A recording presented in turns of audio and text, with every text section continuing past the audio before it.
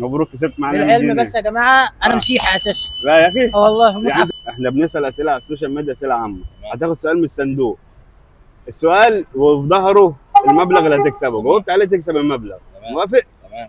طيب حظك حلو ولا وحش؟ حلو ان شاء الله. الواحد مننا تلاقيه وهو فوق خالص. متاكد؟ ان شاء الله. ماشي، افتح. ما هو اول خليفه في الاسلام؟ يا نهار ازرق يا حزن الحزن.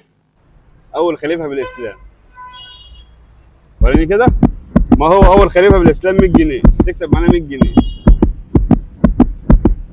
فكر، لازم تفكر. ممكن اقول حاجه؟ لا اتفضل. انا حاسس ان انتوا زعلتوا. على فكره السؤال ده سهل جدا، ده في ناس تانية يجي لها. تعال ممكن تستعين بصديق عادي. تعال.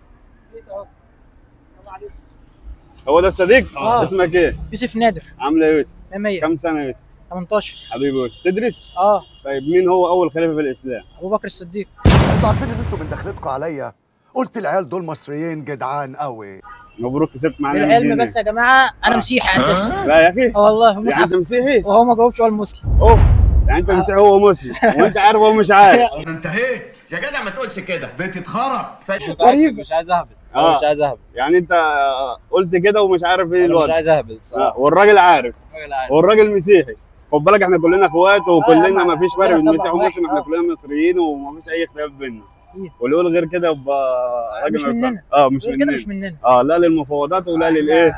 لاي حاجه تاني. الحاجات التانيه دي مالناش فيها عليها. بالظبط كده. بتقول ايه للجمهور؟